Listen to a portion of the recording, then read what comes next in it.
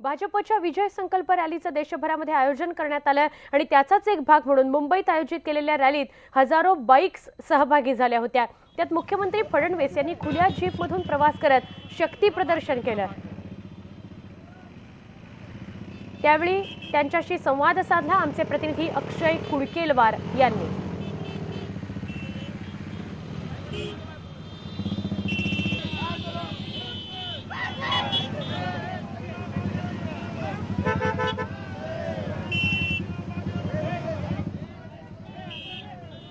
पूर्ण भारत देशात आज विजय संकल्प रॅलीचं आयोजन करण्यात आलं आहे। मुंबईच्या बँड्रा परिसरात आपण आहोत आणि स्वतः राज्याचे मुख्यमंत्री देवेंद्र फडणवीस, आशिष शेलार, गिरीश महाजन यांच्याकडनं बँड्रा परिसरातल्या या रॅलीची सुरुवात केली जाते। विजय संकल्प रॅली ही या बँड्रा परिसरामध्ये आहेत आणि स्वतः मुख्यमंत्री देवेंद्र फडणवीस या सगळ्या रॅलीच्या उद्घाटनासाठी उपस्थित आहे। हजारो या ठिकाणी बाईक्स मुख्यमंत्री देवेंद्र फडणवीस यांच्या रॅलीमध्ये सहभागी झाले आहेत। सर, एकंदरीत काय सांगाल, विजय संकल्प रॅलीची सुरुवात केली जाते आपल्याकडनं?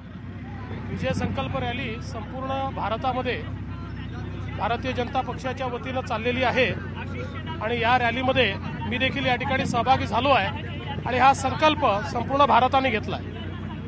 संपूर्ण भारताने या ठिकाणी विजयाचा संकल्प घेतलाय अशा प्रकारचं वक्तव्य देवेंद्र फडणवीस यांच्याकडनं केलं जाते आणि ही रॅली मुंबईच्या बँड्रा परिसरातनं वाकोला परिसरापर्यंत जाईल आणि वाकोलामध्ये या रॅलीचा समारोप होणार आहे। मात्र मुख्यमंत्री या बँड्रा परिसरात सहभागी झाले असले तरी संपूर्ण मुंबईमध्ये 36ही विधानसभा मतदारसंघात आज बाईक रॅली आहेत आणि देशभरात सुद्धा विजय संकल्प रॅलीचं आयोजन करण्यात येते। एकंदरीत 2019 निवडणुकांच्या पार्श्वभूमीवर एक वातावरण निर्मितीची सुरुवात भारतीय जनता पार्टीकडनं करण्यात आली आहे। व्हिडिओ जर्नलिस्ट संदीप पवारसह अक्षय कुडकेलवार, न्यूज 18 लोकमत, मुंबई।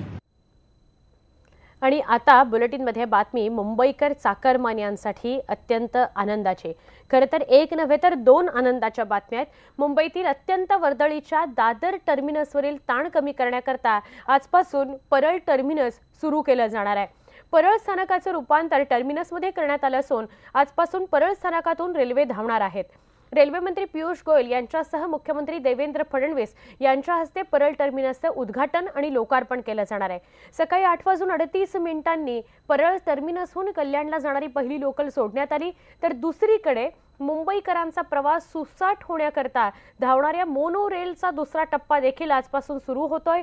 वडाळा ते संत गाडगे महाराज चौक अशी ही मोनो रेल धावणार आहे। संध्याकाळी 6 वाजता मुख्यमंत्री देवेंद्र फडणवीस हे मोनोरेलला हिरवा झेंडा दाखवतील। त्यामुळे आता मुंबईकरांचा प्रवास सुखकर आणि सुसाट व्हायला मदतच होणार आहे।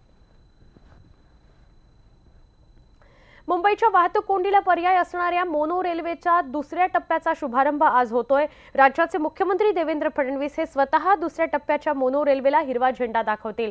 मात्र पहिला टप्पा सुरू झाल्यानंतर दुसरा टप्पा सुरू करण्यासाठी तब्बल 5 वर्ष लागली। या दरम्यान अनेक कारणांमुळे पहिला टप्पा सुद्धा वादाच्या भोवऱ्यात होता। जवळपास 12 किलोमीटर असणाऱ्या दुसऱ्या टप्प्यात 11 स्थानकं असणार आहेत, तर दुसऱ्या टप्प्यामुळे डबघाईला आलेल्या मोनोरेल व्यवस्थापनाला यामुळे हातभार लागणार आहे। साताऱ्यातील सुमित्रा राजे या उद्यानाचं उद्घाटन आणि लोकार्पण सोहळ्याचं आयोजन सातारा नगरपालिकेनं केलं होतं आणि यावेळी नगराध्यक्ष आणि इतर कार्यकर्त्यांच्या उपस्थितीत हा कार्यक्रम सुरू होता। उदयनराजेंनी भाषण करताना गाणं म्हणण्याची इच्छा व्यक्त केली। यावेळी पुन्हा एकदा राजेंचं गाणं सातारकरांना अनुभवायला आणि ऐकायला मिळालं। ओ तेरे बिना जिया जाए ना, ओ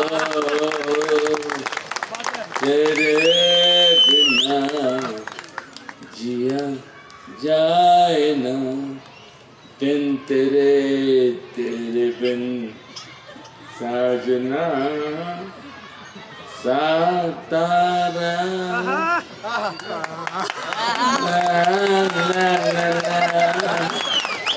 चिट्टी वाजवा की आता काय, पण मनापासून I love you all too much. कोण काय म्हणतं मला काय घेणं नाही, पण